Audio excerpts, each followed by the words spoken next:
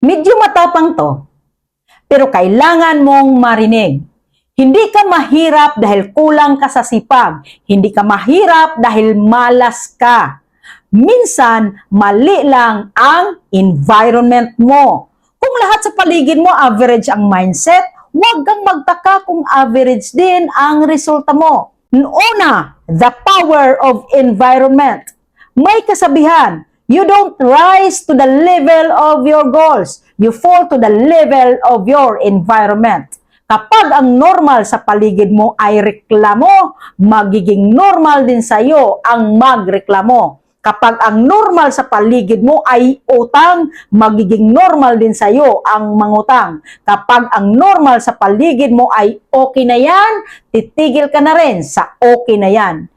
Hindi mo napapansin, unti-unti kang hinuhubog ng paligid mo.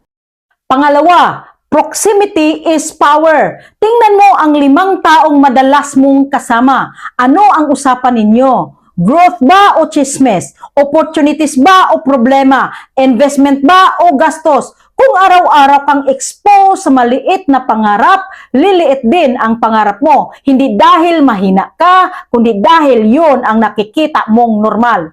Environment create standards at ang standards mo ang magdedetermine ng income mo. Pangatlo, why it's hard to live? Alam mo kung bakit mahirap umalis sa maling environment? Dahil komportable, kilala ka nila, pareho kayo ng level, walang pressure, pero walang growth. At kapag nagsimula kang mangarap ng mas malaki, minsan sila pa ang unang magsasabing, okay ka na dyan? Ang taas naman ng pangarap mo, sigurado ka ba? Hindi dahil ayaw kanilang umangat, kundi dahil hindi iyon ang normal sa kanila. Pang-apat, how to upgrade your environment.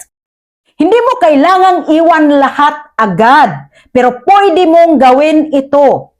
Una, magdagdag ng bagong influence.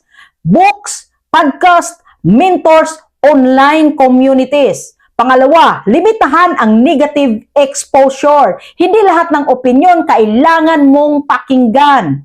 Pangatlo, hanapin ang room na ikaw ang pinaka-beginner. Kapag ikaw ang pinaka-advanced sa circle mo, mabagal ang growth mo.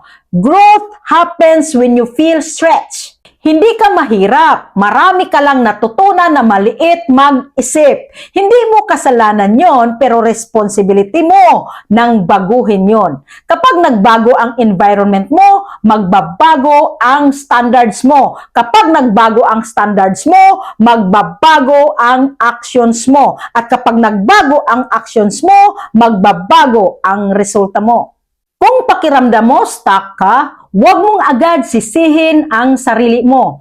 Tingnan mo muna ang paligid mo. Minsan ang kailangan mo, hindi bagong diskarte, kundi bagong environment. Dahil ang tamang environment, hindi ka hinihila pababa, tinutulak ka pataas. Kung ready ka nang i-upgrade ang environment mo, comment mo, level up. At kung may kakilala kang may potensyal pero nasa maling circle, i-share mo ito sa kanya. Dahil minsan, hindi ka kulang. Maling paligid lang ang mayroon ka. Natulungan ba kita? Paki-like, follow, and share.